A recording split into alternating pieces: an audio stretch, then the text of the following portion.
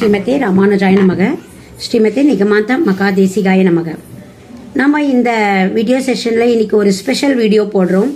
இந்த ஒரு ஸ்பெஷல் வீடியோவில் என்ன பார்க்க போகிறோம்னு கேட்டால், கைகேயினுடைய கையறு நிலை. கைகேயி நம்ம எல்லாருமே அவளை தூஷிக்கிறோம். ஆனால் அவளுடைய நிலைக்கு அவளுடைய வாக்கு என்ன இருக்குதுன்றதை நம்ம பார்க்குறோம். இப்போ அவளுடைய வாக்கை நம்ம பார்க்குறோம்.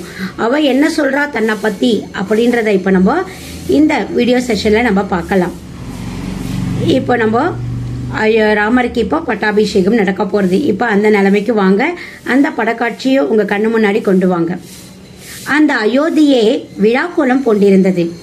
14 வருடங்கள் கழித்து ராமபிரான் திரும்பி வந்திருக்கிறான். அவனுக்கு பட்டாபிஷேகம். எங்கு பார்த்தாலும் கொண்டாட்டம். வீதி வீதியாக தோரணங்கள், எல்லோரும் இனிப்புகளும் புது வஸ்திரங்களும், மிக அழகாக ஆட்டமும் பாட்டமும் அழகாக ஜொலித்துக் கொண்டிருக்கிறது அந்த அயோத்தி. ஒரு பக்கம் மாபெரும் ரிஷிகள் யாகசாலைகளை அமைத்து மந்திரங்களை முழங்கிக் கொண்டிருக்கிறார்கள். குடம் குடமாக நெய்யும் இதர பொருட்களும் வண்டி வண்டியாக கொண்டு செல்லப்பட்டு கொண்டிருக்கிறது யாகசாலைக்கு.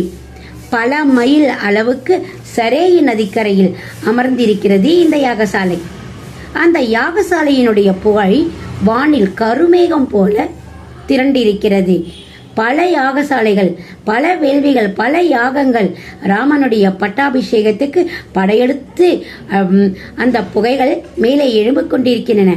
ராமபிரானுக்கு எதிரிகளே இல்லை என்பதால் காவலர்களும் வீரர்களும் கூட கொண்டாட்டத்திலேயே இருந்தார்கள்.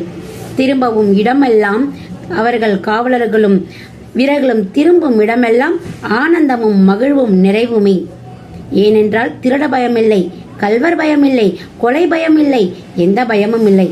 அந்த சரேயு நதியே வெள்ளம் போல ஓடிக்கொண்டே இருந்தது.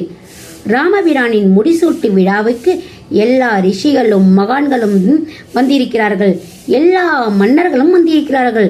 சுக்ரீவனும் விபீஷணனும் முதல் ஆளாக வந்துவிட்டார்கள். குகன் எல்லோருக்கும் எல்லோருக்கும் சேவகம் செய்து கொண்டிருக்கிறான். விபீஷணன் அந்த அனந்த பத்மநாபன் சிலையை வைத்தக்கண் எடுக்காமல் பார்த்து கொண்டே இருக்கிறான். எல்லோரும் கொண்டாட்டத்தில் இருக்க அனுமனின் கண்கள் மட்டும் யாரோ ஒருத்தியை தேடின. எங்கு தேடினாலும் காண முடியாத அவளை பற்றி மெல்ல பரதனிடம் காது கடிக்கிறான். பரதா, நம் அன்னை கைகேயி எங்கே? நான் அவரை சந்திக்க வேண்டுமே பரதா, எனக்கு கொஞ்சம் அனுகிரகம் செய்யேன் அப்படி என்று பரதனிடம் காது கடிக்கிறான் ஆஞ்சநேயன். யாரும் அதுவரை கேட்காத கேள்வியை கேட்டதும் பரதனுடைய நெற்றி சுருங்கியது. பின் சொன்னான், அனுமா, நீ என் அண்ணனுக்கு உத்தமமான சீடன், சந்தேகம் எல்லாவற்றிற்கும் அப்பாற்பட்டவன். அதனால் நீ எங்களில் ஒருவன். உன்னிடம் நான் எல்லாமே சொல்ல முடியும். என் அன்னையினை நான் பார்த்தே 14 வருடம் ஆகின்றது. அவர் அந்த அறையினை விட்டு வெளியே வருவதில்லை.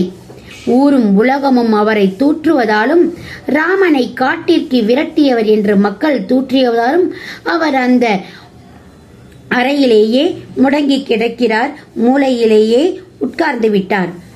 அவர் உருவமே மாறிவிட்டதாக சேவர்கள் செவி வழியாக சொல்கிறார்கள். நான் அவர்களை சந்திக்க முயன்றாலும் அவர்கள் என்னை அனுமதிப்பதில்லை. என் தாயே என்னை பார்க்க விரும்பவில்லை. யாரையும் பார்ப்பதில்லை. ஆனானப்பட்ட ரிஷிகள் வந்தாலும் கதவையும் திறப்பதில்லை. இப்பொழுது ராமன் வந்து விட்டான் என்று சொன்ன பிறகும் அந்த அறை பூட்டியே தான் கிடக்கின்றது. அனுமா, அதோ அந்த மாளிகையில் தான் இருக்கின்றார். நான் அவர் சொன்னபடி முடிசூடவில்லை என்று கோபம் அவருக்கு என் மேல் இருக்கலாம். எங்களுக்குள் பேச்சு ஏதுமில்லை அனுமா. நீ வேண்டுமானால் சென்று பார். உனக்கு என் தாயின் அனுகிரகம் கிட்டுமோ என்னமோ. உனக்கு தான் ராமனின் அனுகிரகமே கிட்டியதே. என் தாயும் அனுகிரகம் கிட்ட உனக்கு என் வாழ்த்துக்கள் என்று பரதன் சிறிது மனக்கவலையும் கோபமும் கிண்டலுமாக அனுமனிடம் சொன்னான். அனுமன் அந்த மாளிகைக்கு சென்றான். அது வெள்ளையடிக்கப்படாமல் பராமரிக்கப்படாமல் சிதிலமடைய தொடங்கி இருந்தது. செடிகள் கொடிகள் எல்லாம் காரை பெயர்ந்திருந்தது. பழைய உருவத்தில் இருந்தது. அனுமன் எல்லாற்றையும் கவனித்துக் கொண்டே மெல்ல மெல்ல அந்த அறையை நோக்கி போயினான். அங்கிருந்த பெண்கள் அனுமனிடம் என்ன வேண்டும் என்றார்கள். அனுமன் வந்திருக்கிறேன், அன்னையை காண வந்திருக்கிறேன், அன்னையிடம் போய் சொல்லுங்கள் நான் வந்திருக்கிறேன் என என்று அந்த பணிப்பெண்களிடம் சொன்னான். அந்த அறையில் கைகேயி வெறித்த பார்வையுடன் அமர்ந்திருந்தாள். அனுமனின் பேச்சு அவள் காதுகளில் விழுந்தது. கிட்டத்தட்ட தன் பேச்சையே மறந்த பேச்சியாக அவள் இருந்தாள். யாரிடமும் அவள் பேச விரும்பவில்லை. பாலை நிறத்து மரம் போல தனித்து உதிர்ந்து காய்ந்து இருந்தாள். அவளிடம் சேவகர் அந்த பணிப்பெண்கள் அனுமன் வந்த செய்தியை சொன்னார்கள். அவளுடைய கண்கள், அசையாத கண்கள் அப்பொழுது சிறிது அசைந்தன. அனுமனா, என்னை தேடியா என்ற மெல்லிய குரலில் கேட்டாள். அச்சேவக பெண்களும் ஆம் தாயே என்றனர். அவனுக்கு ஆசனமிட்டு அமரச் சொல்லுங்கள், உண்பதற்கு ஏதும் கொடுங்கள், நான் வருகிறேன் என்றவள் அப்பொழுதுதான் 14 ஆண்டுகளுக்கு பிறகு முதன்முறையாக தன் கோலத்தை, தன் உருவத்தை கண்ணாடியில் பார்த்துக் கொள்கிறாள். கண்ணாடி தூசி அடைந்து கிடக்கிறது. அதுவரை அவளை காண அவசியம் அவளுக்கு வரவே இல்லை.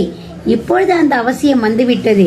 அனுமன் மூலமாக கொஞ்சம் துடைத்து, கண்ணாடியை துடைத்து, தன்னையும் துடைத்து பார்த்தவள் அஞ்சினாள்.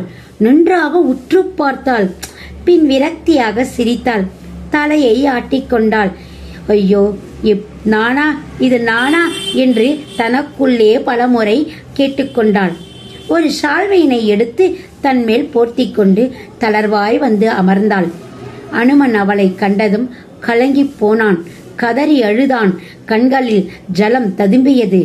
மிக மெலிந்த உருவம், ஒட்டிவிட்ட கண்கள், நரைத்த தலைமுடி, அதுவும் எண்ணெயோ அலங்காரமோ இல்லாமல் சடை சடையாய் பிரிபிரையாய் முடி. ஆனால் பார்வையில் ஒரு வைராகியம். அவள் உட்கார்ந்திருந்தாள். கைகேயி உட்கார்ந்திருந்தாள். அயோத்தியின் அரசகுலப் பெண் என்ற அடையாளம் ஏதுமே அவளிடம் இப்பொழுது இல்லை. அவள் பேசத் தொடங்கினாள். நீதான் அனுமனா? ஆம் தாயே. என்ன விஷயமாக வந்தாய்? கேட்டவள் முகத்தில் உணர்ச்சி இல்லை, குரலில் கம்பீரமில்லை. ஆனால் அவள் கண்களில் தீர்க்கம் இருந்தது. அனுமனை திரும்ப கேட்டாள். நீதான் அனுமனா? ஆம் தாயே. ராமனை பெற்று அயோத்திக்கு தந்த தாய் கௌசல்யா. ஆனால் உலகுக்கு தந்த தாய் நீங்கள் அல்லவா? நீங்கள் இல்லாவிட்டால் ராமன் என்னும் மகா உத்தமன் எங்களுக்கெல்லாம் கிடைத்திருப்பானா? அப்படி ஒருவனை உலகுக்கு தந்த அந்த தாயினை சந்தித்து அவளிடம் வாழ்த்து பெறவே வந்தேன். நானே அனுமன் என்று வணங்கினான் அனுமன் கைகேயியை. கைகேயியுடைய கண்கள் அவனை விரிய பார்த்தாள். அவளுடைய கண்கள் விரிந்தது. அனுமனை பார்த்தாள், உற்று பார்த்தாள், பெருமூச்சு விட்டாள். கொஞ்ச நேரம் வானம் பார்த்தாள், கொஞ்ச நேரம் பூமி பார்த்தாள், கண்களை மூடினாள். பின் அனுமனை கண்டாள். அவள் முகத்தில் மெல்லிய புன்னகை. அவன் அருகில் அழைத்தாள். தாயே என்று ஓடிச் சென்று காலடியில் அமர்ந்து கொண்டான் அனுமன். அவன் தலையினை தடவியவாறே புன்னகைத்தான். 14 ஆண்டுகள் கழிந்து இதுதான் அவள் முதலில் பூர்த்த புன்னகை, மெல்லிய புன்னகை. அனுமன் மெல்ல கேட்டான். தாயே, எல்லோராலும் எல்லாரையும் புரிந்து கொள்ள முடியாது. அது அவசியமும் இல்லை. ஊரும் உலகும் சொல்வதை நாம் நம்புவதும் மடமை. அது எனக்கு தேவையும் இல்லை.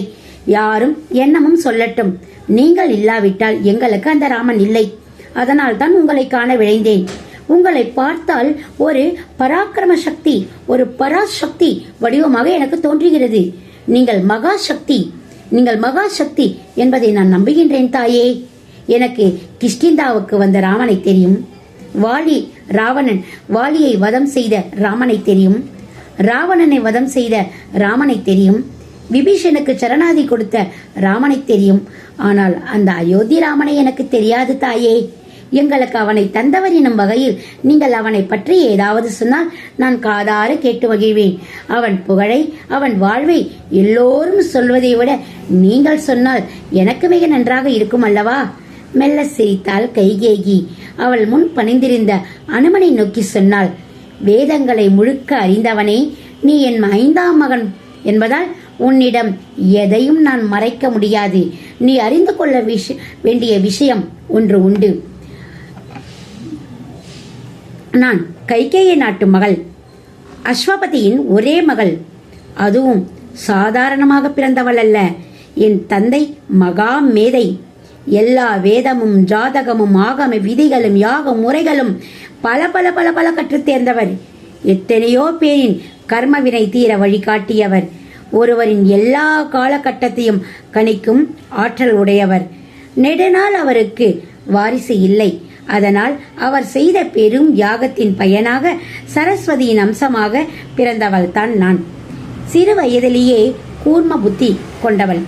அவர் தனக்கு தெரிந்த எல்லா கலைகளையும் எனக்கு கற்றுத்தந்து ஜாதகம் கணிக்கிறதும் ஜோசியம் எல்லாவற்றையும் எனக்கு கற்றுத்தந்தார். எல்லா கலைகளும் என் வசப்பட்டன. என் தகப்பனாரிடம் எல்லோரும் தங்கள் ஜாதகத்தையும் தங்களுடைய எதிர்காலத்தையும் குறைகளையும் கேட்க வருவார்கள். அப்படித்தான் இந்த தசரதனும் வந்தார். அவரின் பெரும் சோகம் என்னவென்றால் தனக்கு புத்திரபாக்கியம் இல்லையே என்று. அவர் சூரிய வம்சத்தில் பிறந்தவர். சர்வ லட்சணமும் சிறப்பான ஜாதகமும் கொண்ட பெண் வந்தால்தான் அவனுக்கு புத்திரபாக்கியம் கிடைக்கும் என்பது விதி. அவருக்கு என் ஜாதகம் தெரிய வந்தபோது என்னை மனம் செய்து கொள்ள விரும்பினார். ஆனால் என் தந்தைக்கு வருத்தம் இருந்தது. காரணம் என்ன? என்னை பட்டமகிழ்ச்சியாக இருத்தி தன் பேரனை அரசனாக்க அவருக்கு விருப்பம் இருந்தது. அதனால் அவர் திருமணத்துக்கு மறுத்தார். முன்பே அவருக்கு கௌசல்யா, சுமித்ரா போன்ற மனைவிகள். மூன்றாவது மனைவியான என் மகனை அவரால் எப்படி இளவரசனாக்க முடியும்? அதனால் அவர் திருமணத்துக்கு மறுத்தார்.